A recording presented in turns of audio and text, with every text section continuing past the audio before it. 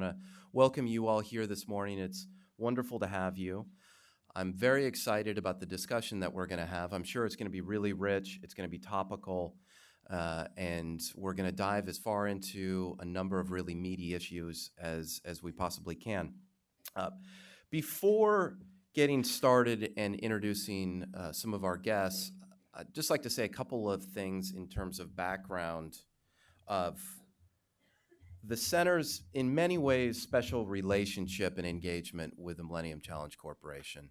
As many of you know, but maybe not all of you know, the center has been working on and tracking the MCC since President Bush first announced it in 2002. And that encompasses basically all aspects of the organization's policies, projects, and specific activities.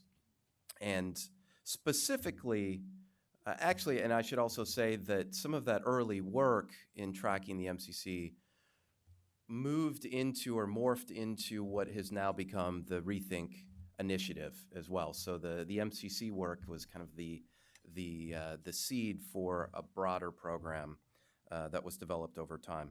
More specifically, the center has been tracking and commenting on every year's country selection process since the very beginning, since the first round in 2004. And like I just mentioned, that includes some of the big strategic policy issues that are being discussed, but also tracking the data for individual countries and predicting which countries will likely be selected, and then doing some ex post assessments, sometimes reading the tea leaves, sometimes more than that as well in terms of how things shook out. This last December, the board met and had its 13th round of country selection. We're going to hear more about those decisions and some of the discussions in a moment with Beth Trader, who's going to speak to that. I'll talk about her in a little bit more in a moment. I think what we're going to find, what you're going to hear, and what we're going to tease out more in the panel discussion is that many of these decisions are very strategic in nature. They represent either the beginning or midpoint or some of some big picture directions for the agency, where it sees itself, where it wants to go in the future. And I think you'll start to see how some of the decisions from last December, you'll start to connect those dots. And like I said, we're gonna dive into that a lot more when we have our panel discussion. So enough from me. Let's get straight into our guests, and then the panel discussion after that. So first of all, Beth Trader, who's the Vice President for Policy and Evaluation at the MCC, is going to give a few remarks about the last December board meeting and whatever else she wants to talk about, as always. Beth is responsible for a lot of things at the MCC. She touches and oversees a good portion of the agency, like policy development, economic analysis, program evaluation and learning, as well as the agency's threshold program. A lot of what makes the MCC very distinct and innovative is in Beth's part of the organization. Obviously, there's other aspects as well, but a lot of the cutting edge thinking and acting comes out of that part of the organization. Earlier, she was a managing director at the Global Park Group and worked on a whole range of international development issues for a broad group of clients, nonprofits, profits, a whole range in their international affairs practice. And before that, she spent nearly a decade on Capitol Hill, I think working the entire time for Congressman Lowy, yeah?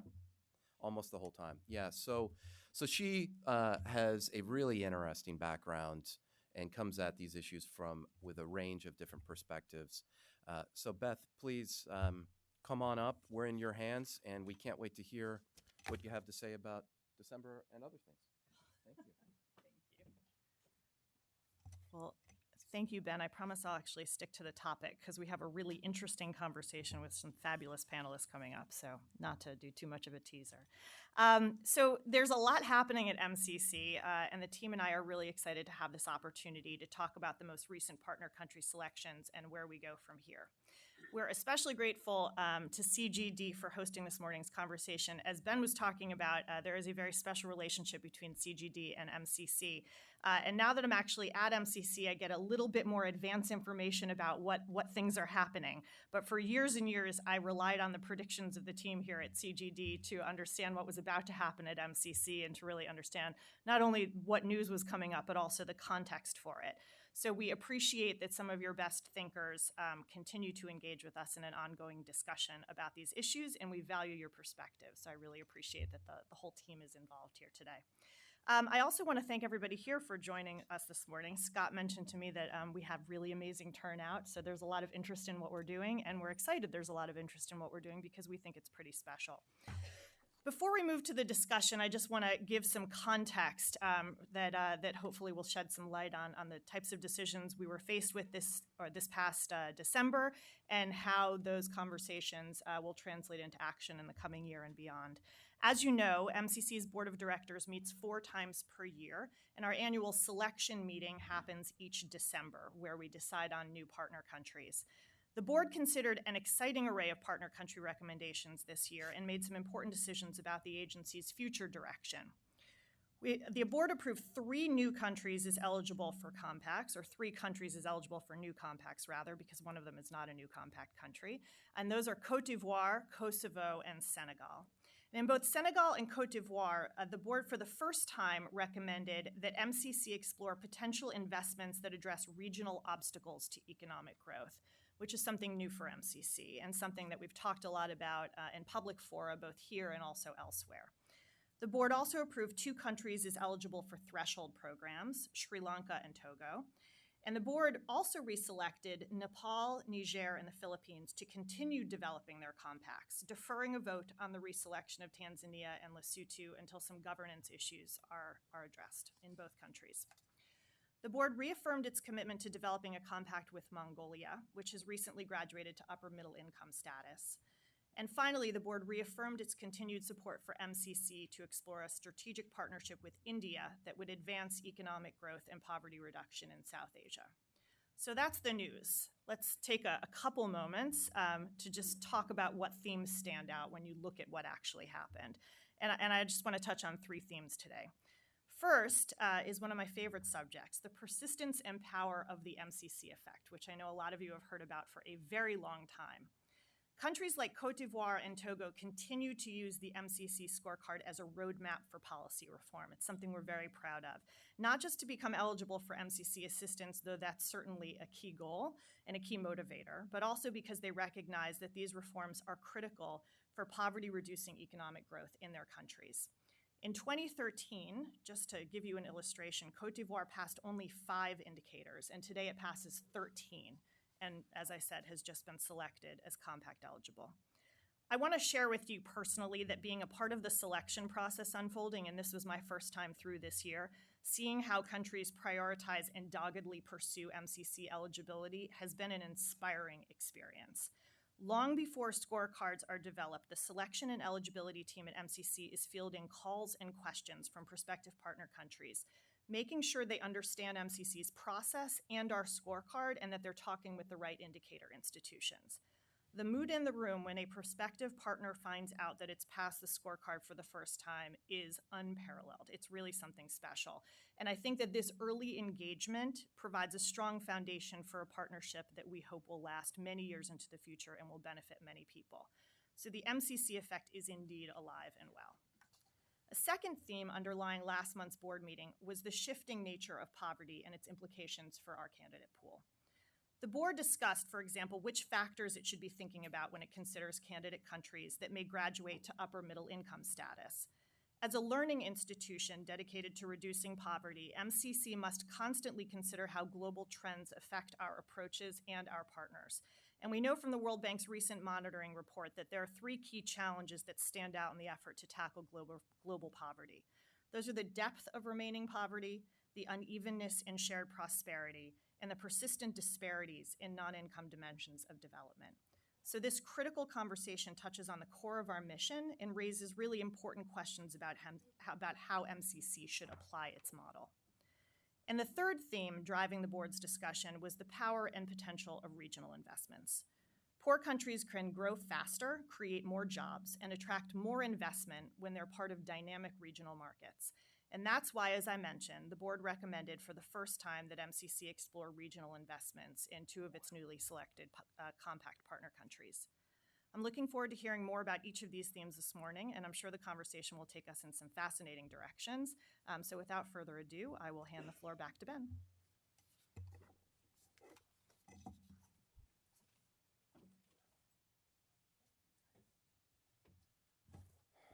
Come on up. So Scott and I are going to switch places. All right. So we got a great panel today, and let me just briefly introduce them, and then we'll jump straight into the substance. In terms of how we're going to handle ourselves, we're going to have a conversation up here for a little while, and then we'll open it up for question and answer with all of you as well. So let me start to my right and then work down. We have Christina McNeff, who is the Assistant General Counsel at the MCC, and then Sarah Rose, who's a Senior Policy Analyst here at CGD, spends essentially all of her time working on the MCC and has put out a lot of policy papers over the last year or two on the MCC. We'll talk about those. We have Chris Maloney, who is the Managing Director of Selection and Eligibility. So if you have questions on countries and how they stack up and why they don't stack up, we can put Chris in the hot seat. Excellent. And then we have Scott Morris, who is a Senior Fellow at CGD, does a lot of work on the multilateral development banks.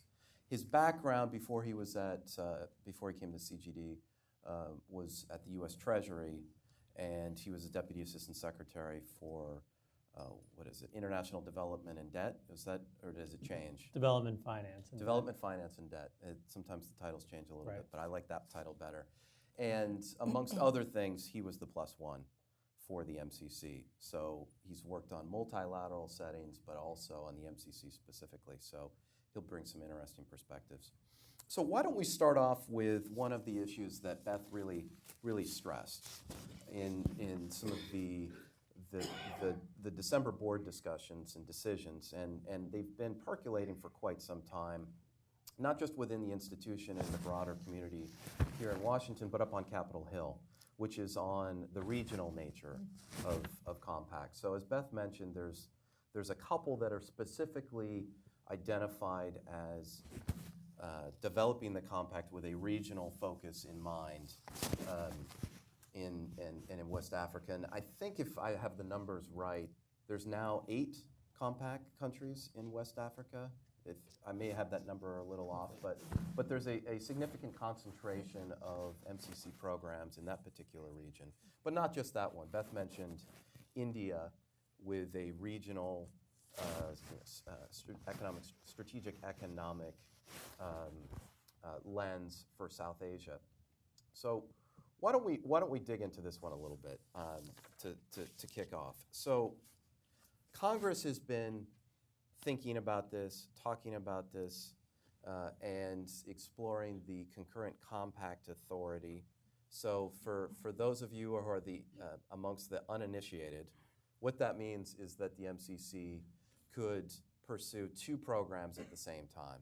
So it could already have a bilateral or a country-specific program in place, and then it could layer on regional type programs and projects as well at the same time. So a couple of thoughts or questions for the MCC folks first. How critical is it that concurrent compact authority is put in place? How is that different than what Beth was talking about before of developing compacts that have a regional nature to them or a regional focus? Do you have to have that authority, or are there other ways of going about it? and I have about 5 other questions. So let's try and keep it punchy for all of you so we can get through the things, because I think there's a lot of really interesting strands on this. So why is this authority so important, and are there other ways that the MCC can be pursuing these very strategic objectives without that authority? So great question. I think from MCC's perspective right now, and just to perhaps set the stage for those who aren't as familiar with MCC's legislation and our approach to engaging countries, right now MCC can engage in one compact at a time. And as you mentioned, what the concurrent authority would do is allow MCC, when it has an existing compact, to then pursue a second regional compact separate and apart from the first compact on its own timeline and with its own sets of conditionalities. And that's really critical for the reasons actually that I think will become even more clear as we move through the discussion, because with the selection landscape, it's extraordinarily difficult from an operational perspective to find countries in the region that are simultaneously eligible and don't already have an existing compact, but may be critical to ensuring the regional investment yields, the economic returns, and all of the benefits that we see in terms of regional investments. So the concurrent compact authority would really unlock the full potential of engaging in regional investments. To your second question, right now we've been given a recommendation from our board, which we're actively pursuing, but we're doing so in a limited way. There are ways that we can, for example, with respect to the 2 countries in question, pursue both domestically focused projects and also regional projects that may be responsive to the direction of the board. However, I just really want to stress that operationally, that presents a lot of challenges in terms of lining everything up in a way that would be successful without that concurrent authority. So we're doing what we can right now with our limited authority, but absolutely concurrent would unlock the potential of regional investments in a way that would make it absolutely, it would really unlock the potential. Scott, I want to bring you in on this. So, and then I'm going to follow up with some questions for you, Christine, and Chris. So, there's been a lot of institutions that have tried to do regional projects. MCC won't be the first, and won't be the last. The MDBs, the World Bank, the African Development Bank, other MDBs have been trying to do this for forever with a very mixed track record. And why don't you tell us a little bit about their experience, what some of those challenges are, and what the MCC should be thinking about as they start to move in this direction in a more pronounced way? Sure. So thanks, Ben. Let me say that you and Sarah lured me to this panel with this issue, which I think is an important one. So I did actually take the time to try to be thoughtful about it. If you ask me other questions, not that Scott isn't always. No, ask me other questions, I'll be winging it. But on this one, I actually did try to go back and review the evidence. So I'm hearing some skepticism in your question about the ability to pursue regional operations. You're right. I think there has been a mixed record. On the other hand, there is a track record for the multilateral development banks. They've been doing this quite a while. And on balance, actually, I think it's quite positive. I mean, to me, as I go and look at the evidence, it's a validation of MCC moving forward in this area. That it's let me just point to 2 measures of that. One is country demand. For the multilateral development banks, their client countries want regional projects, and particularly if you look at the concessional funds at the banks, they have consistently been oversubscribed. The pipelines have always exceeded available resources, even with the kinds of incentives that the banks have created to make sure the countries are serious about it, where they have to use some of their own regular allocations to put towards these regional projects. With that, there's been this steady increase in demand, and the donors to the banks have responded, and as a result, you have growing pots of money available for these projects. And then the second measure, which I really was struck by in some of the evaluations, is that these projects actually have outperformed the non-regional projects across the range of measures that the banks care about in terms of how their operations proceed. And I don't think there are any clear explanations for why, except that as I read the evidence, you kind of get the sense that, frankly, everybody cares more about these projects. There's a lot more attention paid to them. I conclude from that a little bit that the stakes are higher in terms of the number of stakeholders involved. In multi-country, you have more than one client. I think there's a sense from a wider group of stakeholders that there's value and it matters and it's important to get it right. So that's really interesting, and I think that's very helpful for this discussion as well. So one of the things that I was expecting you to say, or thought you might bring up, is the complex. You touched on it a little bit, Scott. So the complexity and some of the increased complications of managing multiple actors for large projects or initiatives. And at the same time, the MCC has been, particularly over the last 12 months, been talking much more about speed, quality, but moving efficiently and expeditiously with compact development and execution. How are you thinking about that tension that will come potentially, maybe not in reality, but at least potentially for these regional projects which are being developed and thought about now? Is this going to be a big issue? Well, that's a great question. And I think the team that at the operational level that I'm a part of, and that Chris is also a part of, that's been thinking through how to actually move the projects forward, has been particularly mindful of that specific question, which is how do you continue to develop a domestically focused compact, and right now without concurrent compact authority, and also bring along those regional projects. And there are a couple of things that we've thought could help with that process. Certainly the first is making sure that we get the incentive structures right. And that's not only in compact development, but also during the first years of compact implementation. We certainly bring a pretty large amount of money to the table that, unlike and perhaps slightly more to our favor in terms of leverage, which is grant funding. And so that's money that is theirs to lose, in essence. And so we can really push timelines, I think, in a slightly different way. The second thing is that MCC is sort of a little bit more nimble in terms of the ability to sort of push ideas forward in compact development. We're a small agency. We report up to our board. And so we're not constrained by longer timelines in terms of being able to process things. And we think that countries are aware of that and can match that at their level. And in fact, during compact development, tend to appoint a small group of people to work directly with us that have the ability to move those things forward.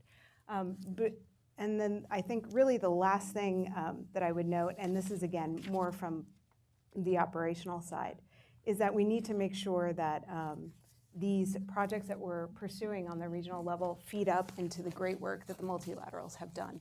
There are regional integration plans. There are projects that have been thought about. There are proven economic models and results that need to be taken into account. We're not starting from scratch. We need to come together with our partners. We need to leverage their experience and information and move forward together. And I think that those things together can help mitigate that risk, which is a real risk. Okay, so Chris, I'm going to throw a question at you, and then Sarah, I'd love to hear some of your thoughts and guidance as well. So, I asked this question recognizing that this may not fall under your purview. So, so please bear with me. If we think about country eligibility in regional projects, there's always been this challenge, and the concurrent compact authority touches on this a little bit, but not really, in that countries and sub-economies within particular countries, whether it's at an urban level or a cluster level, have different types of connections, both within their country and within the region. So if Cote d'Ivoire now is eligible for a compact and wants to think about a regional compact, it may or may not have very strong economic linkages that may be able to drive poverty reduction and growth with other MCC candidate countries. So how are you thinking about the selection process and whether a regional compact would make sense. And it goes back to some of the points you were talking about, whether or not it's an MCC country, or it's a MCC and World Bank or AFDB. Sure. So how are you building in those kinds of economic analyses that actually may determine whether it's an attractive candidate for a regional project or not? That's a great question. I mean, from an overall selection standpoint, I think we've taken very great pains to make sure that the model itself remains basically identical to normal selection, as it were. This should best be seen as a series of coordinated bilateral compacts, as opposed to, I think some folks were thinking originally this might be a compact with ECOWAS or SADC or something like that. That's not what this is. So countries are still going to be selected bilaterally on their own merits using the normal scorecard-driven process with supplemental information. So that part doesn't change.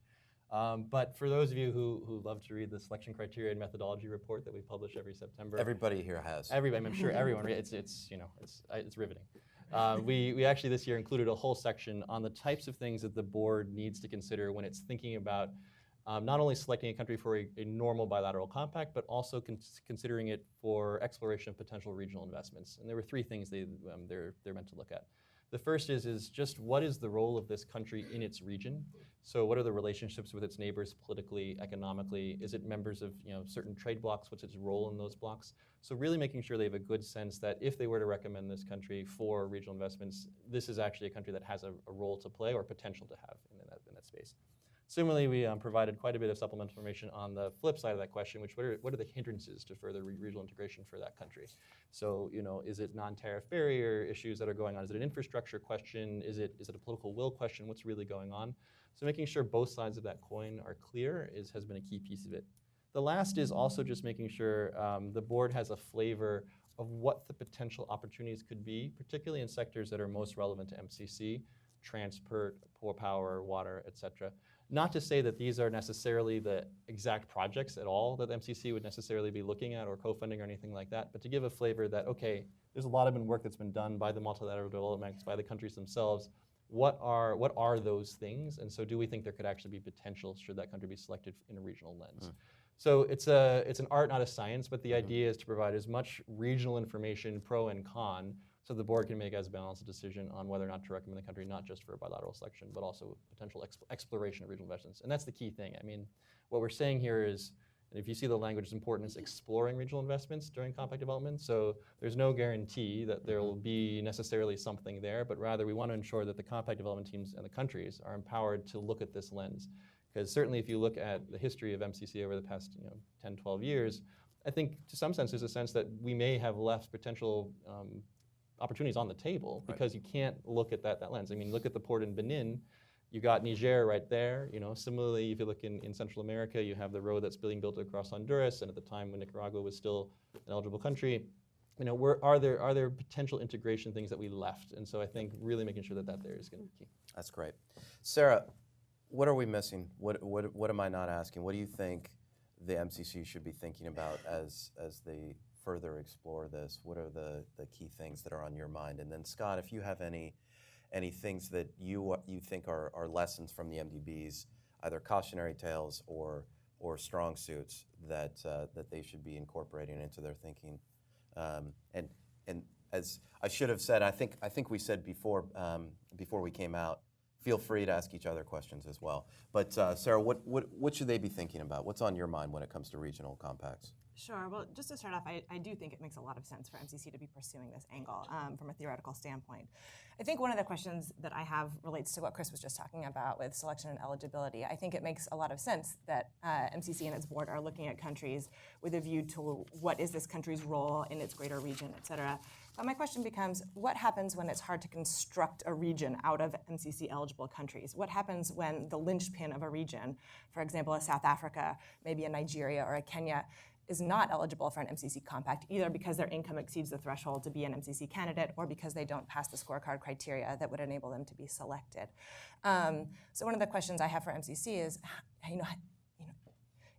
if the role of that sort of economic powerhouse or linchpin would be important in any kind of regional agreement, either one that's been thought of by a multilateral development bank or just in general, in what ways might MCC be able to think about bringing a conversation with that country into its regional partnership kind of conversation? Could it be through arranging co-financing agreements? Is it through, again, strategic partnerships? MCC has alluded to conversations about a strategic partnership with India that it's pursuing in South Asia. I'd love to hear a little bit more about that, what that might entail, what that might look like, if that's the kind of thing that could be applied to other potential, again, non-MCC countries that are key players in a region.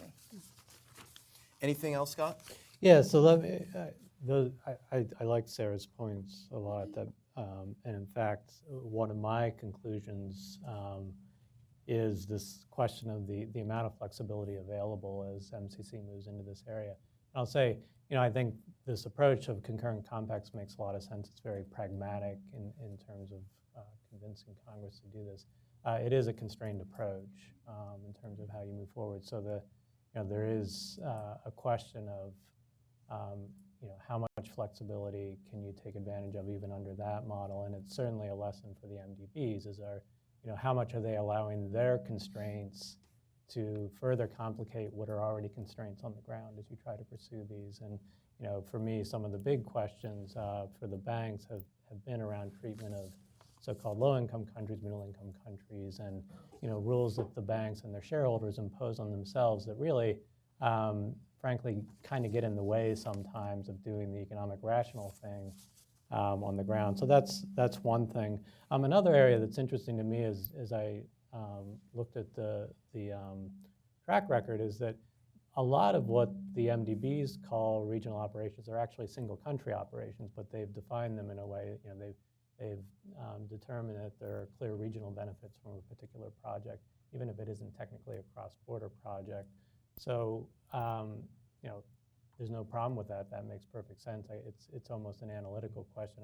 It raises a question for how MCC will be looking at these, and will they count the economic value of a project in a compact country if it is spilling over to a country that, say, is middle income or is low income but not eligible? I mean, does that count? I mean, is that value?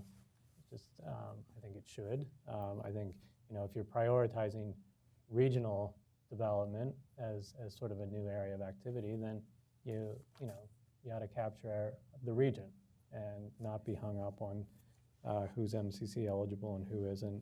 And then finally, this question of use of grant money, the particular value of that, I agree completely, particularly in, most of what the MDBs are doing is lending for these projects. So there's particular value in what the MCC can provide in grants. And yeah, maybe that allows for faster movement, but it's also, there is a reality about these regional projects that they take longer. They certainly take longer for the banks to do. They're more complex in general. And here I think the caution is to maybe a little bit avoid the siren song of these so-called transformational projects that there's so much talk about today. But to me, in reality, they are big, complex projects. And it's the stuff that the G20 wants to get done, that the MDBs want to get done. But they're probably the ones that are falling outside of a 5-year window. And what's striking in the actual track record of the banks is how much they do in terms of little stuff. I mean, much smaller projects, but that stuff adds up, and that's where they have actually had a very positive track record. That's great. All right, I was going to talk about one other issue. Maybe we'll have time to come back to it, because I want to make sure we have lots of time for questions from everyone that's here today. One of the things Beth talked about was Mongolia, and that it's been reselected even though it has become an upper middle income country. And that highlights some of the challenges over time with how the MCC determines where it can operate, and then once a country has been selected as eligible, how it moves forward in that relationship. So I'd love to tease out and talk a little bit more about a couple of interrelated issues on this. So what's the thinking on Mongolia? So a commodity-rich country, a lot of the boom and the increase in the income per capita has been driven by an enclave sector or a couple of enclave sectors, which haven't spilled over entirely yet into the broader population. What's the thinking on Mongolia? Is that the reason that MCC has decided to keep moving forward in that compact? Are there other considerations that you're thinking about? And then let's talk a little bit more, and I definitely want to hear some of Sarah's thoughts on this. Are there alternative ways of thinking about country eligibility? I'm not talking about the scorecard. I think the scorecard is sacred, both politically and substantively. I don't think you can really mess with it except for on the margins. Shrine actually at MCC. That's right. That's right. So that one's not going to really change except for maybe tweaks on the margins. But if you think about the other filter, which is income level, are there better ways of capturing and aligning capturing needs and challenges and aligning alternative approaches with MCC's mission of reducing poverty through economic growth? So I definitely want to hear Sarah's thoughts on this, but I'd love to hear what are some thoughts that are being kicked around inside. But first, let's talk about Mongolia. Sure. Because it's not the only country that is in this category. Kosovo is probably going to be there too. There's been others in the past. So what's the thinking on continuing with countries that essentially have graduated? Right. No, it's a great question. And I think Mongolia was in some sense the catalyst that really brought the conversation to the fore, because in the past, countries like Jordan or Namibia, who are now upper middle income countries, graduated during implementation. So this was the first time we had a country that had graduated during compact development. And I think the board had a very, very serious discussion about what is the right way forward with Mongolia, and they looked at a number of things. The first, of course, is just commitment to MCC and overall, scorecard performance. If you looked at them compared to if they had been in a lower middle income country, what does that look like? Are we still seeing that upward trajectory? And in all cases, yes. I mean, so that part was still very, very clear. The second, though, was really spending a long time and thinking about, and this will bring us into the broader conversation, is what does poverty reduction, or the world of poverty, as it were, look like in Mongolia? And you have to understand that this is a country that literally 3 to 4 years ago had a GNI per capita equivalent to Ghana's. It was a lower income country. And so somehow do you believe that in the space of 3 to 4 years, the country's institutions and poverty reduction has maintained the same pace as its economic growth, effectively because it happened to find a mine and is a country with 3 million people, and so when you spread that on a per capita basis, the GNI just grows very, very quickly. And so, when you unpack that and you look at the pockets of poverty that are still extant in Mongolia, when you look at the vulnerability, so the number of people that are maybe just above the line, but are still really, really close, that I think was key. And then finally, really thinking about the nature of what drove this growth. This is entirely, in Mongolia's case, commodity-driven. All it takes, and it is already occurring, is collapse in FDI in mining, collapse in commodity pricing, and in Mongolia's case, collapse in Chinese demand. And all of a sudden, there's a very, very high risk that Mongolia finds itself back in the LMIC category, lower middle income category. So these are exactly the types of things that the board was looking at. That said, though, I think it does expect that countries that do have more resources at its disposal should also be having a stronger hand in contributing to the funding requirements of a compact. So we already expect of second compact countries that are LMICs that they're contributing at least 15% of the compact value. So I think ultimately the idea here was it makes sense to proceed with Mongolia. If you're into the whole legal aspects of what this means, it means that the compact can only be developed with FY15 or prior year funds, or years when Mongolia was a candidate country from that sense, when it was an LMIC or an LIC. But it did make sense to still proceed given the nature of what has been going on. You look at the landscape of poverty there. Interesting. I'd like to ask you some follow-up questions, but I'm gonna restrain myself. I usually don't succeed at that, but I'll try. Sarah, you've been giving it a lot of thought along with CGD's president Nancy Birdsall about what some alternative approaches could mean, or could be, and seeing what the data would suggest. Why don't you tell us all about some other options and whether they may be better, or either in a big way or a small way, than a simple average income per capita, which is what the MCC uses now and which is enshrined in legislation, I should also say. That's right. So as Ben mentioned, Nancy Birdsall and I have been doing a little bit of thinking about about sort of the adequacy or inadequacy of using GNI per capita as the metric that determines candidacy. Now, I mean, this came about because for many years, GNI per capita was pretty much the only metric that was really out there that was broadly comparable across pretty much all countries. And honestly, a lot of donors that actually categorize countries use GNI per capita as a means of categorization. So you know, it makes sense at the time, 13 years ago, that this was something that MCC was thinking about. But there are alternative measures that really are increasingly available. GNI per capita right now doesn't really say anything about, you know, the average level of material well-being in a country. It doesn't say anything about distribution. But other measures are becoming available that do have a bit more to say about, you know, what is sort of the average experience of a citizen in a particular country, and how far along a particular country is to really developing a middle-class society. There could be a number of different measures that could be worth pursuing. One that we've been poking at a little bit is the idea of median income or consumption per person, and this comes from household surveys. It's available from the World Bank. This basically is a more distribution-aware kind of measure. So a country with a very high GNI or higher GNI per capita, but a very low household income or consumption, suggests that poverty really does remain quite widespread within that country, and that there could be more development need for MCC assistance and financing in that particular area. There are certainly some questions about what that would mean to have a country with a very high average income and a low and also high poverty. Is that because of particular policy choices that the government may have made? In some cases, that may be true. And again, this is where MCC's scorecard, which looks at policy performance, could be very useful for, again, sort of screening which countries have made those kinds of policy choices to sort of entrench inequality in their countries, and others that have not, that are have high inequality for other reasons, which are many. So this is again one option we would like MCC and especially Congress to consider pursuing, because as Ben mentioned, this is something that's encoded in the legislation.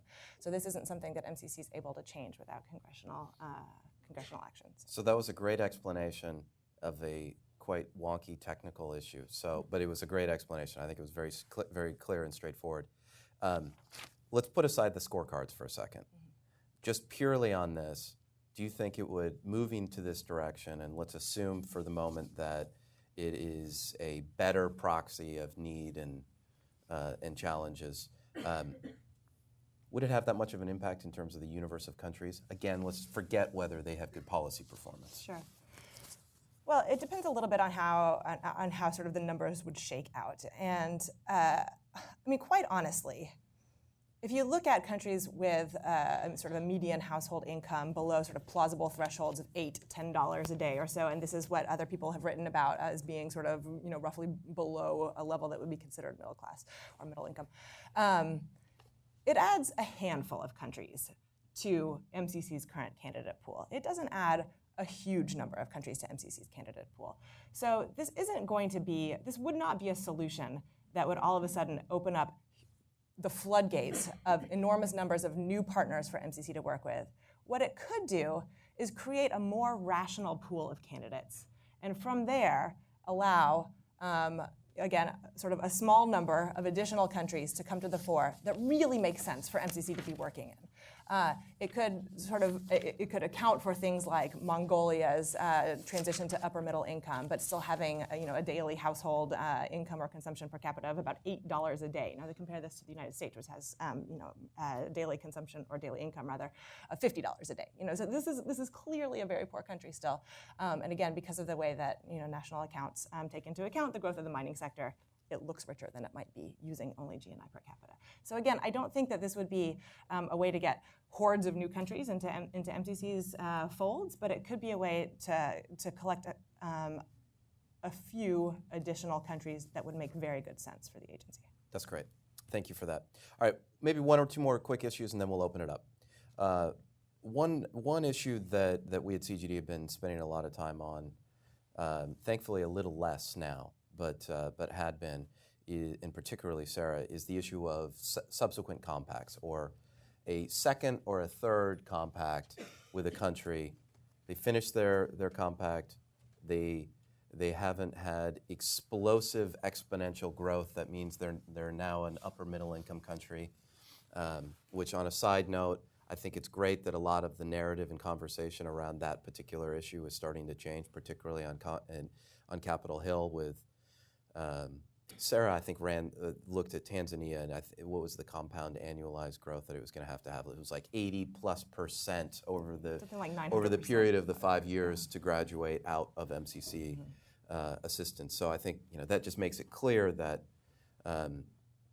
these can be very impactful programs, but it's not going to change an entire country overnight.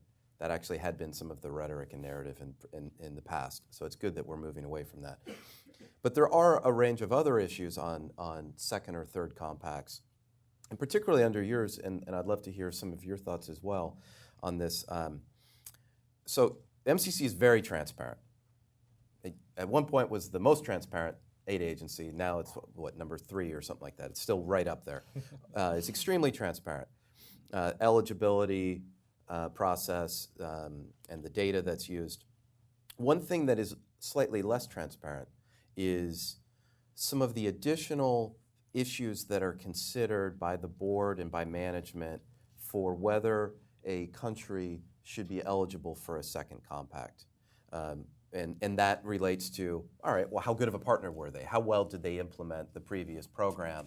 So we know that's being considered, but we don't know how and with what kind of information exactly. So what should we be thinking about? What should we be looking at from the outside to be able to tease some of those considerations? And is there a rigorous process? Because while the politics may have shifted a little bit about whether the MCC should continue to work with countries, the issue isn't entirely put to bed. There's still a number of things that are quite live. No, it's a great question, and I can certainly say that second compact, subsequent compacts are going to continue to be an increasingly very, very important part of MCC's portfolio. Just an interesting statistic, if you look at the past 12, 13 years of MCC scorecards, there's about 30 or so countries who have just never passed the scorecard. So, particularly as time goes on, you're just going to sort of see a lot of the same candidates continue to pass their scorecard, and so it makes logical sense to continue to work with countries that show such strong policy performance.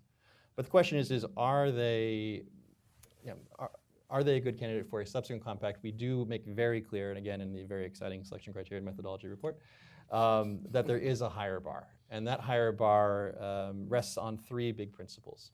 The first is the country showing not only just continued good scorecard performance, but improved scorecard performance, not necessarily on individual indicators, but just overall policy performance and the things we saw during the life of the first compact. So for example, do we see a declining trend on control of corruption? Have we seen at least a maintenance or ideally an improvement on control of corruption, or certainly the democratic rights hard hurdles? So those are key things that the board is going to look at very, very closely. And I think if you look at certain countries that have not been selected for a second compact, that's been a really key piece of their story. The second issue has to do with, of course, the implementation of the first compact.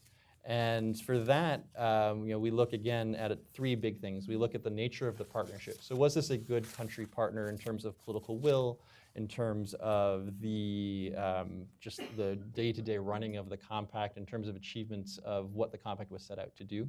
And that brings to the second piece, is looking at, has the compact achieved, or is it achieving the targets that were set out? And if not, why not? What are the reasons for that? And finally, the third factor is, given that most of MCC's second compacts have a very, very strong focus on deep and sometimes quite painful sectoral reform, what do we know about the government's appetite for that sort of reform? Now, admittedly, again, similar to when we were talking about regional compacts, it's an art, not a science, to be able to navigate through that much quantitative and qualitative information. So what we have provided, and you can get on our website, is a document which we call the Guide to the Compact Survey Summary. And this goes very in depth into the wide range of questions, indicators, both internal to MCC and public that we have as well, on the things that the board will be looking at in making its judgments, because honestly it's going to be a judgment in that regard. And so I definitely encourage you to look at that. It goes way more in depth into the factors I just talked about. The other thing, and this is a little bit more recent, is for compacts that have closed out, we have on our website, we've changed the names a little bit, but basically it's called the compact reports or the compact summaries. And that's gone in depth in trying to put out there as much information about the first compact as possible. So the monitoring and evaluation to the extent that it's available, if there were rescopings, what happened, what did that look like? So really we're trying to make a much stronger effort to get as much information out there, not just in terms of what the board is considering, but what actually happened in that first compact. Admittedly, we can't go too in-depth with certain aspects because obviously the board, if we're looking at first compact performance, you're going to have to talk about how some contractors performed, how some sensitive government officials performed, so you can't release everything, right, ultimately. But I think we really want to make sure that as much information is out there that we can provide, and it does really ultimately come down to a board judgment and a board decision. And we do have this higher bar. To date, of the 20 compacts that have closed, only 10 have received second compact. So that higher bar and maintaining that really high standard is going to be key. All right, one last issue that before we open it up to the other guests, subnational compacts, and I want to and if Christine, I'm going to put you in the hot seat, but if it makes sense for Chris to take it, just let me know.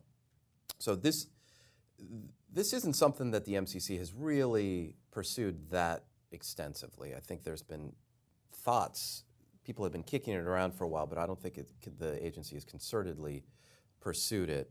And so this would be a program focused specifically on a city or state or province.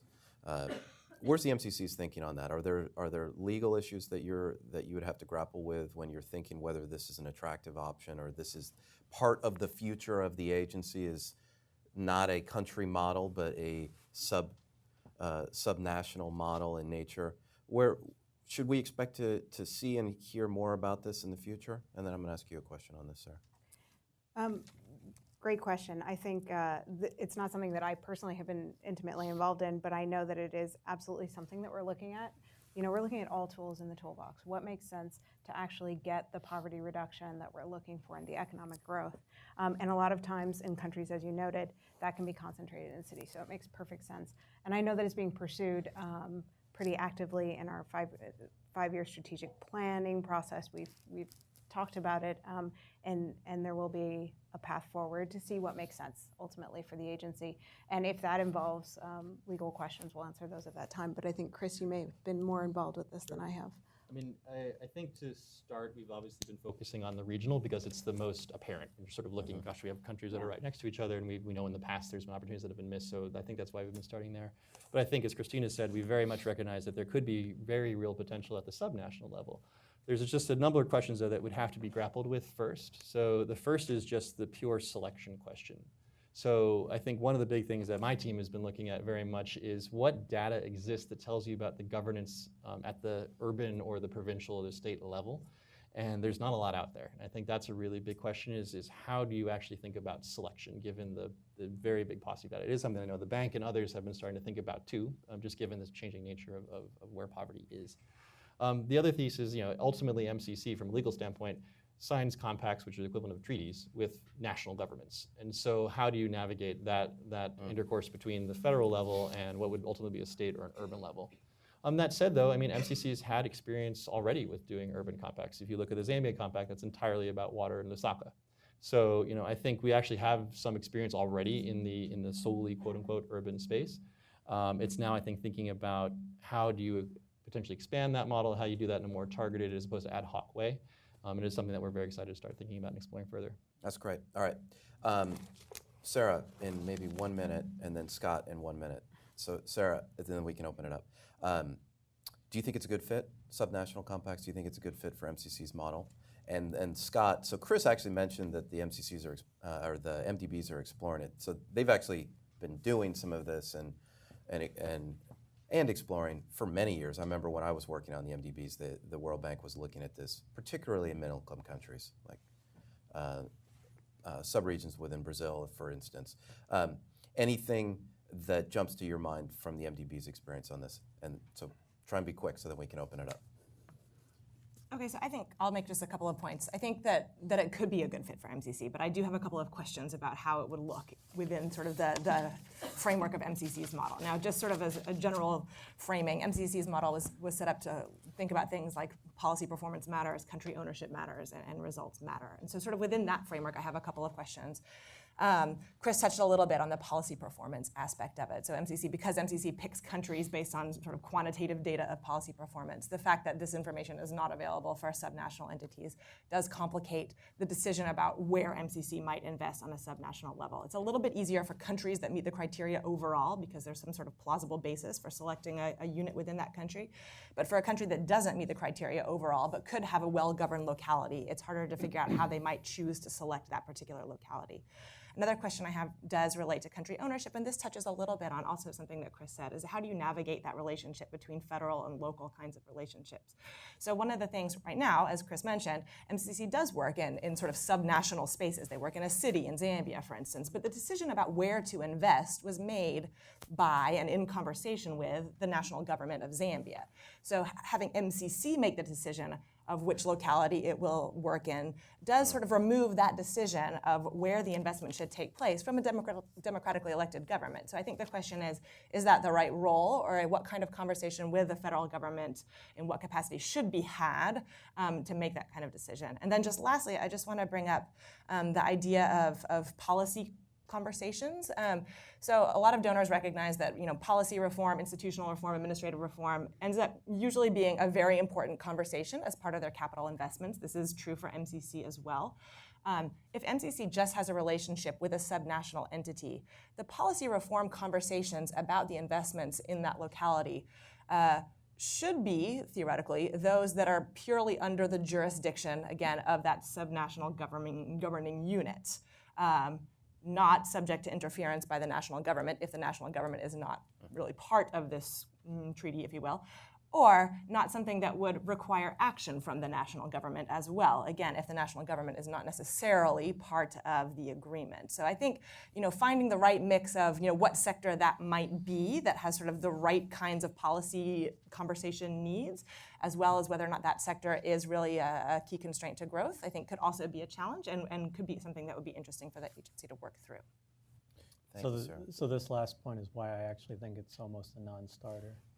I'm very skeptical. I think for the MDB, I mean, as a practical matter, there's a capacity issue here in the engagement, and for the MDBs that frankly they're much bigger actors, much longer engagement, they've actually struggled with this. And the relationship with the sovereign is important in all this. Now, arguably, when you're only talking about grant money, it's a little easier because it's not about the local government taking on debt obligations, which is sensitivity. But there's a whole range of other issues that are going to be sensitive. And then just making the decision, if you're opening that door, making the decisions and having the capacity to make decisions about the right municipalities, et cetera, I just think it's very hard and would be very resource intensive in a way. It's just not compelling to me when you recognize that at the end of the day, all MCC projects are local. I mean, they're being, that's the nature of it. So what are you really achieving by shifting the legal engagement to the local level? There's the prospects for something there, but there's so much work involved, I think, that it just doesn't make sense to me. That's great. Very thoughtful, rich conversation. Let's open it up to questions from the floor.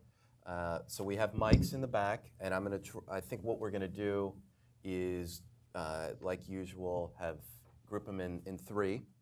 And please identify yourself and an organization as appropriate. And please be brief and keep them to questions. Or if you have comments, please keep those brief as well. So we have here, we have two over here. And there we go. Don't worry, we've reserved a good deal of time, so you'll both have time to think of your questions, and then we'll have a lot of time to discuss your questions. Good morning. My name is Safili, a student of DeVry University, Arlington, Virginia. I'm from Freetown, Sierra Leone. I have a question. What makes a country to graduate as a new compact for MCC grant? Number two is a recommendation. Now, you move into a particular country in West Africa. I would like you to please the government will have their own priorities, but the people on the ground, 75% of the household are poor. I was a teacher before coming to this country, and I used to go to school to teach hungry, nothing in my stomach. And the household where I grew up was poor. So if a conditional caste transfer could be a priority, you give it to those poor women so that they will be lifted, so that the household will be a little bit lifted from poverty. Yeah. When I was teaching one time, I stood in front of the class, and this little boy came and met me. He said, "Teacher, I'm hungry." So if the MCC really wants to, for a particular country, they will have their own priorities. Please, let your own priorities be at the side. Food security and educational priorities. This is my question. All right, so there's actually a lot in those two questions, which we can pick up on. I think we had I want to stay fair and stick with who I pointed to before, please. Hi, I'm Dan Whitman with American University. I applaud you for considering Kosovo as an economic unit. Most or maybe all EU countries do not recognize Kosovo as a country. So I'm just curious how that factored into your planning. And you've mentioned subnational levels. I think of Somaliland as a possible candidate for MCC Compact. Would there be a legal impediment to considering that? Good question. And then, yeah, over here. So, two quick questions, hopefully quick. I'm Rahana Gubin from JPIGO. It's an affiliate of Johns Hopkins University that focuses on women's health. So one comment, and I apologize I came in late if you had said this before. I believe MCC is developing or has been developing sort of more of a social sector focus and health perhaps, and was just curious to hear a little more about that if it's not repetitive. And second, to my colleague from West Africa, I work a lot with the West African Health Organization.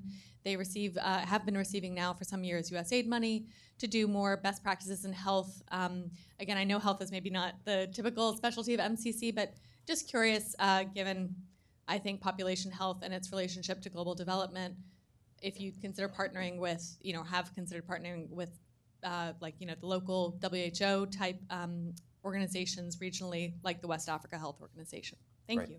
Anybody want to start? I'll start. Go for it. Trying to address both your question, and by doing it, sort of taking a very quick snapshot, just so everyone's on the same page of how a partnership actually comes about in the first cases. I think it will answer a lot of the questions.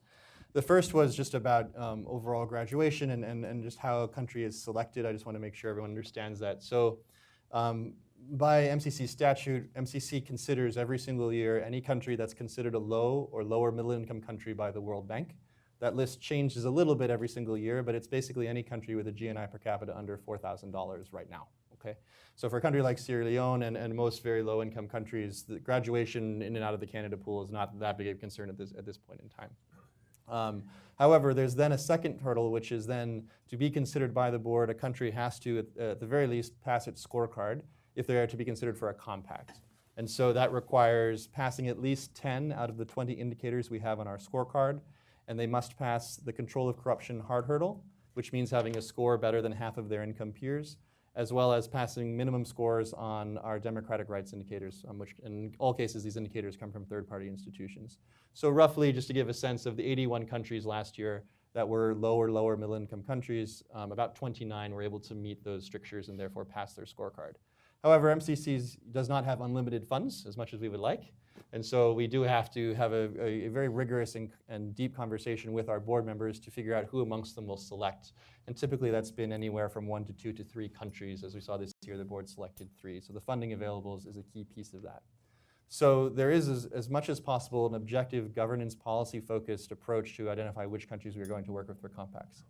Once a country is then selected, though, we continue that level of objective data-driven approach to developing the compact itself, so that we are making sure that our investments are as focused as possible on locking the constraints to growth, whatever those might be, and are trying to take the politics as much as possible out of these investments.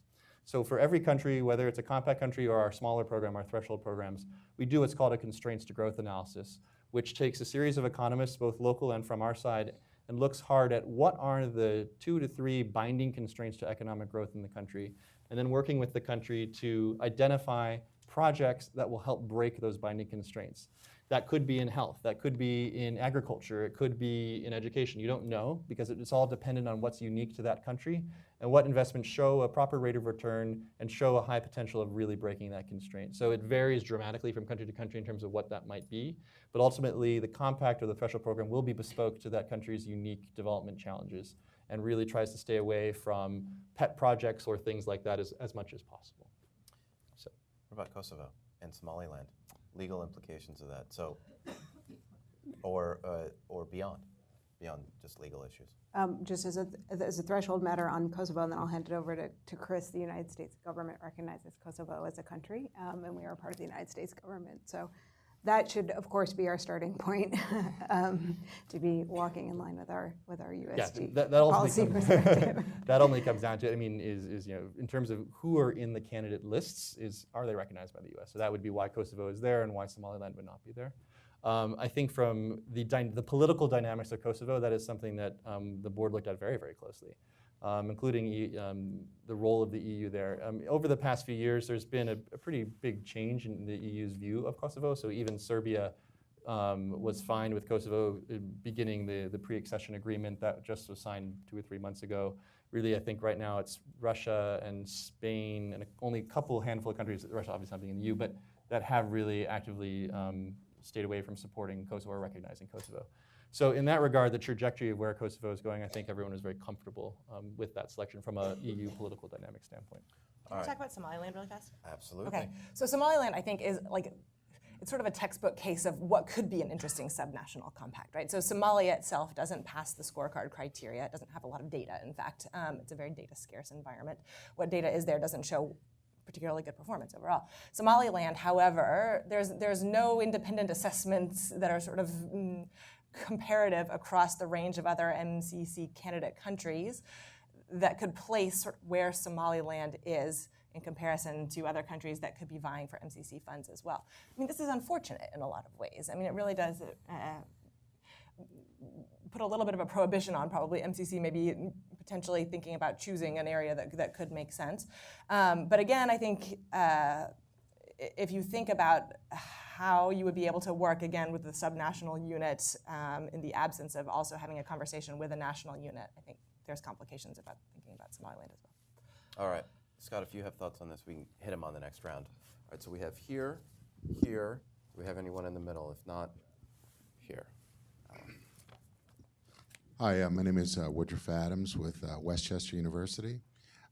2 quick questions. Number one, what is being done and what is your opinion on the commitment to funding from Congress? As you know, in this political environment, funding is very challenging, and a lot of folks outside of the quote-unquote beltway don't always see the advantage to a lot of international development type stuff when there's so many perceived needs domestically. So, A, what is being done to keep the public informed as to why it's important, and your assessment on this current field of candidates and where their commitment is in the future. Second of all, what is your opinion about the relevance of MCC as we go forward with countries like China, who seem to write much bigger checks with a lot less strings? And a lot of countries, particularly smaller developing countries, find the complexities of compliance so much more challenging, as well as the conflicts with their local political and cultural, objectives. So, what are your thoughts on how we're going to maintain relevance again with the Chinas and the Japans and the other places of the world that have a lot less quote unquote strings attached to funds? Great, thank you. Hi, my name is Ross Uchimura. I'm CEO of Solar Eve Power Group. Thank you so much this morning for all of your insights, first of all. We are actively involved in some projects in Nepal. My question is about transparency and regional compacts. What kind of assistance can we expect from MCC with our stepbrothers across the border from Nepal and China and India? It's what you were describing about in South Africa and in the African continent. The other question is, what can we do from the private sector to further MCC's mission in Nepal? Great questions. Alan. Great, thank you very much. My name's Alan Hudson. I work with Global Integrity, a small non-profit based in DC, focused on using data, learning and action to open governance. I've always been very interested in MCC for lots of years. It's always been kind of quite a striking organisation. I'm particularly struck this morning by the use of terms like conditionality and the description of the scorecard as a roadmap for policy reform. I really appreciate that the MCC is kind of explicit and honest and clear about this, but it's the sort of language that you don't find in all development conversations these days. So that's quite interesting to me. So I wonder, I'm interested in hearing a little bit about how MCC kind of squares the circle of talking about the scorecard as a roadmap for policy reform on the one hand, and then acknowledging the fact that the terrain, the best path towards policy reform, and even the destination for appropriate policy reform, it may be different in different countries. I think Chris touched on some of this by mentioning the kind of growth diagnostics and the analysis of the constraints to growth, but I'm interested in how MCC kind of finds the right balance between setting and promoting general principles and standards and allowing the flexibility that's needed in particular country contexts. A challenge which an organisation like the Open Government Partnership is also grappling with in another way. And the OGP is also thinking about doing more at subnational level. So it might be interesting to connect conversations about MCC and OGP. Great questions. All great questions. Who wants to start? Sure, I can talk about a couple of these things. A couple of them are related, and I feel like I'm going to speak out of, I'm going to sort of contradict myself when I respond to both of them. So let me go ahead and do that. So I'm going to start with you first about sort of where do you couch MCC when there's also China as a big player, again, who's pouring lots of money, especially into Africa, with no sort of conditions attached to it, and that's a big consideration. So I think the way to sort of look at this is that it doesn't have to be an either or. There's a lot of countries right now that have China funding as well as MCC funding. And there's also really no dearth of interest from countries in MCC funding. Beth, in her opening remarks, spoke to all the conversations that happen at MCC very regularly about countries that come to the agency saying, how can we become eligible for this kind of grant funding? So while there is the situation that certainly China is there providing this, money on very concessional terms or grant money in some cases, there's also really no demonstrated lack of interest in MCC funding as well, with the conditions that are attached to it. Some countries are not approaching MCC in terms of interest, and those are usually countries that don't come close to meeting MCC scorecard criteria. In those conversations, I don't think would necessarily be expected to happen there. In that case, that might be a bigger role for, China may be investing in those countries as well, but for countries that are sort of close to meeting the criteria and for countries that do meet the criteria, there's I think clearly a demonstrated role for both. Can I talk a little bit about sort of the roadmap for reform? Again, I'm not MCC, so I'm not speaking as to how the agency looks at it, but I do want to sort of mention something that I think about when I think about the scorecard and its role as an incentive structure. I think there's a lot of questions about this. So in some ways, I think that the scorecard can be a handy tool for reformers in government who want to be able to hold something up and say, look, we need to think about these areas. Fortunately, in some respects, a lot of the governance indicators in particular are very broad and actually don't provide any kind of roadmap whatsoever, because it's very hard to go to a country and say, you have look, you perform, relatively lower compared to your peers on corruption, and this is what you need to do to improve. The indicator doesn't really tell you how to do that. And so in that case, it really is up to the country in many respects to try to identify its own priorities for tackling corruption and then pursue that reform agenda as well.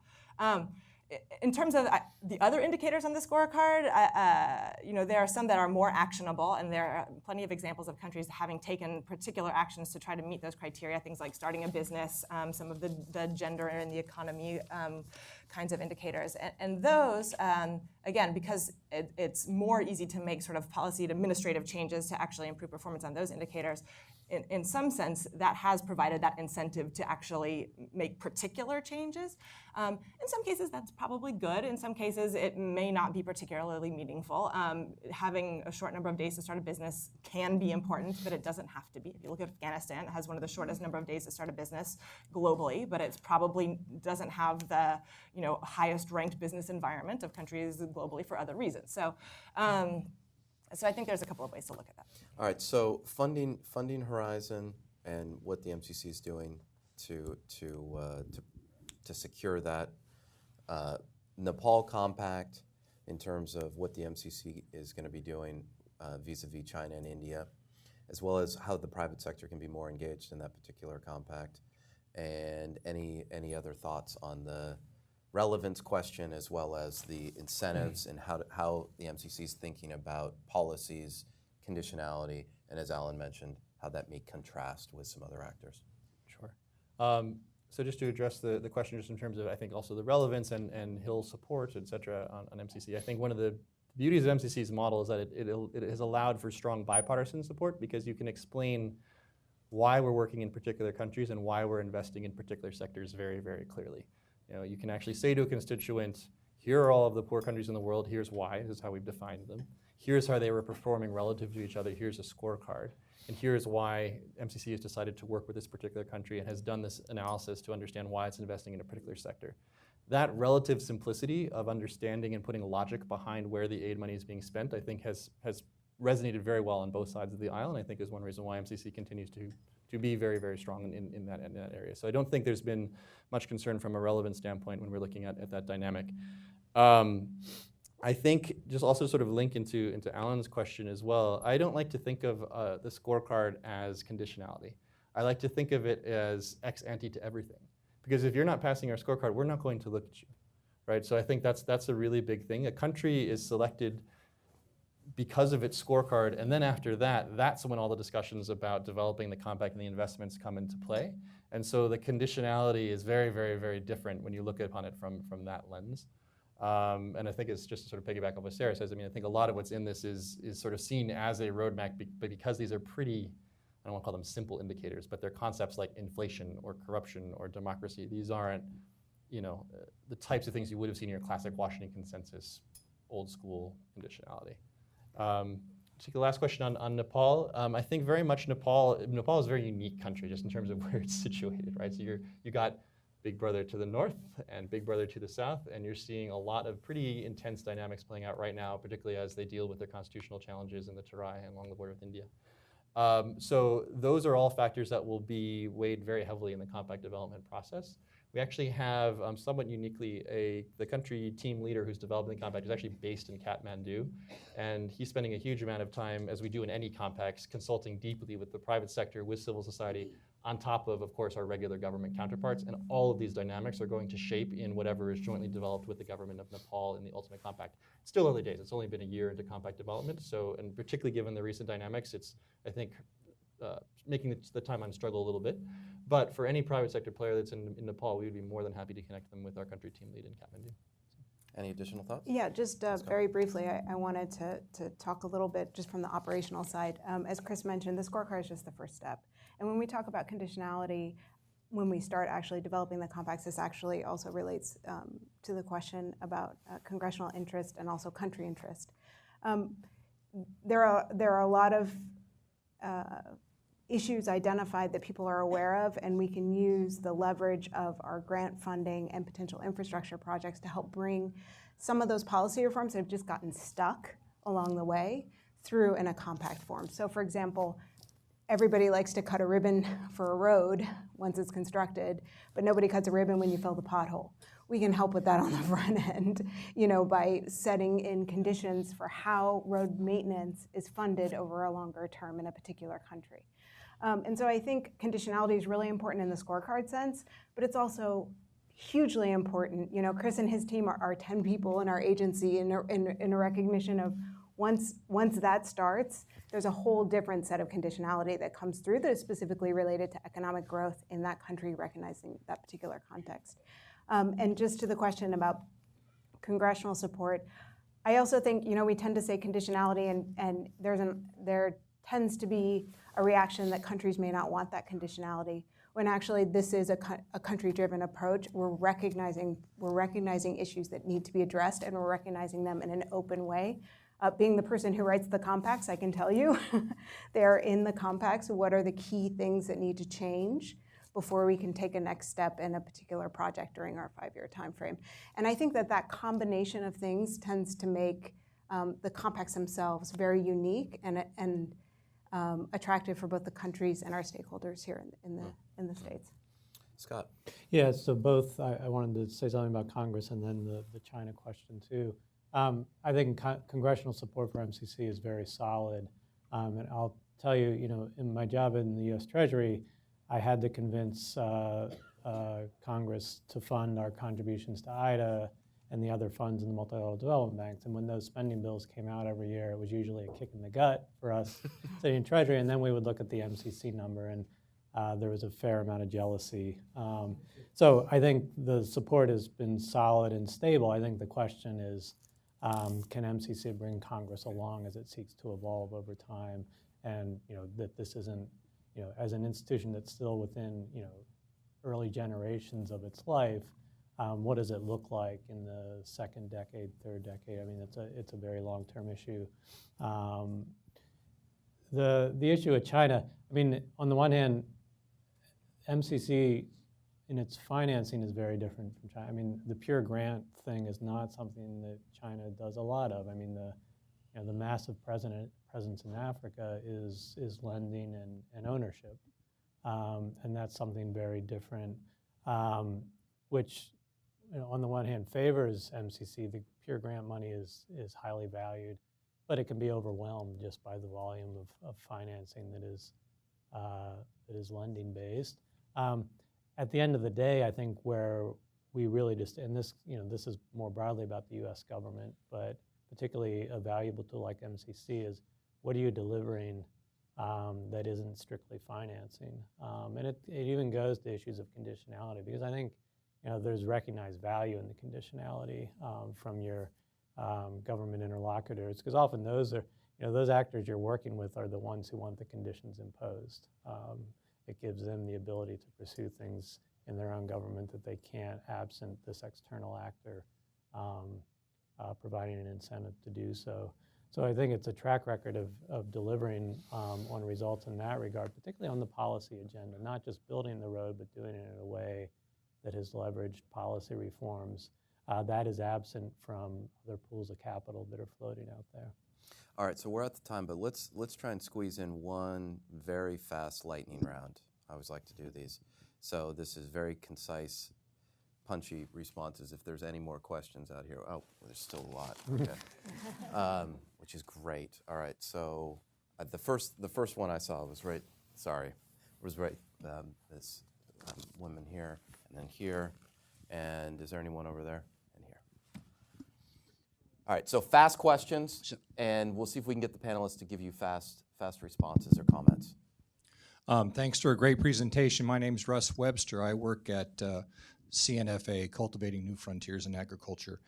Maybe it's not a brief question, but we've had several years of experience with MCC doing unique things in various country contexts.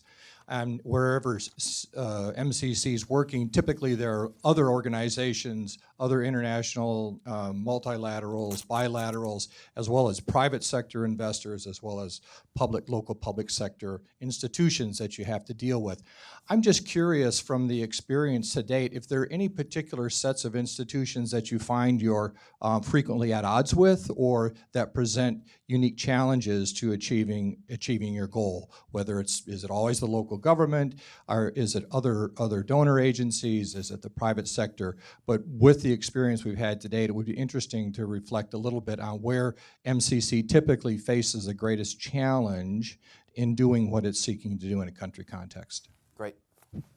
This is Cooley. I'm with OPIC, and first of all, I want to thank all the panelists for the great job they have been doing. I've been learning a lot this morning here.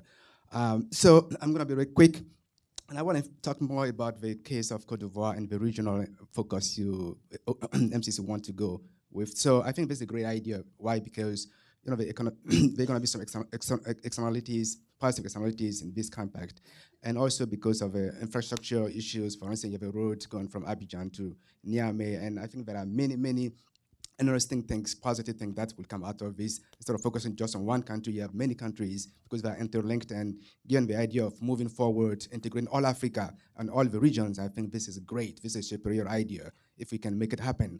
Now, my question is, probably in terms of looking at the policy reforms, instead of dealing with one country now, we have several countries. So how MCC is thinking forward to be able to make Niger, Cote d'Ivoire, which have different interests, so to make sure that they can make the reforms and have access to the grant down the road, so the regional compact can be achieved easily. Thank you. Great. And then right here, and but you have a big voice. Hopefully. My name is Jerome Hansen. I work with Management Systems International. We do a fair amount of implementation of democracy and governance programs, often in areas of fragility, emergence from conflict, and low income. And my question was on delivery and how the support from MCC is actually delivered to a specific country. What determines how that delivery takes place, whether through the private sector, direct through government, et cetera. And then in those countries, we brought up a number of countries today, Sierra Leone, Nepal, and others, that are coming out of conflict. So I'm wondering, in that delivery, in implementation, when compacts are developed, how you take into account your conflict lens, especially when unequitable development is often part of that kind of conflict history. All right, so big involved questions, great questions. It's impossible to do a comprehensive response in a lightning round. So if you have one or two thoughts on each of them, and when I say that, I mean like bullet points, not paragraphs. And if the panelists don't have to run off, maybe you could continue to have the follow-up on with a little bit more detail afterwards or after the event. So very quick responses or thoughts to the questions, or in parting words as well. Sure. Just very quickly, I think these two may be somewhat related in the sense that we're always looking to align messaging, particularly in sectors and priorities, with donors and countries in a way that creates common incentives. So we recognize that in the regional context, that will be something that we need to definitely focus, sort of double down on, is making sure that the incentive structures are there so that the countries in the region, this is more than a bullet. You're in a paragraph right now. I know. So there's that. This question over here, sorry, very briefly. We deliver our funding, it's country implemented, so the country will create an entity to actually manage the funding and achieve the priorities, and all of that is set out. It varies sometimes around the margins from country to country, but all of that, the implementation structure is set out in full in each compact and the accompanying program implementation agreement, which are found on our website. That was better at the end. Sarah, 2 bullets, if you have any. I'm sure you do. To address those questions. I think the question of fragility is an interesting one, certainly. I would be curious to hear, again, I think from MCC more how they would talk about that, but I know we're at the end of our time, so that might be a topic for another day. So. Very well. I like it. I like it. Chris, can you be equally as the one thing I would say, and I just point to my colleague from Global Integrity over here, is certainly from a fragility standpoint, this is becoming an increasingly large issue, not just for MCC, but for the rest of the U.S. government and other development institutions. And I'd say this is something we're beginning to look at a lot more closely, both from a selection angle, how should we think about fragility from the scorecard, what it means, what it doesn't mean, as well as straight down, of course, through implementation and delivery. So I would say it's a live question and something that we're actively discussing. Great.